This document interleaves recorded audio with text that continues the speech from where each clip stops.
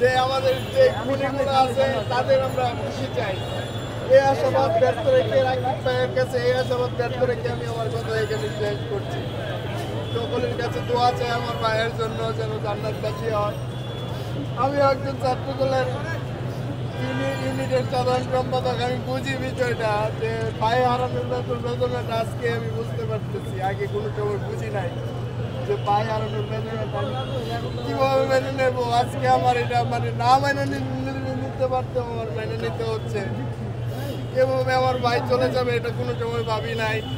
সিনিয়ররা আছে, সিনিয়ররা দিক নির্দেশনা দিবে, ওই দিক নির্দেশনা নিয়ে আমি আগাতে চাই। আর সর্বশেষ আমার একটা কথাই হচ্ছে যে খুনিরা ছিল, খুনিদের আমি ফাঁসি চাই যত দ্রুত সম্ভব। আমি আমার আবেদন রাকিব ভাইয়ের কাছে রাখলাম, নাসির ভাই আছে, সিনিয়র নেতৃবৃন্দ আছে, আমি সকলের কাছে আমি আমার অকল আবেদন রাখলাম যে যত দ্রুত সম্ভব আমি খুনিদের ফাঁসি চাই। এই আশা ব্যক্ত রেখে আমি আমার কথা শেষ করছি। আসসালামু আলাইকুম।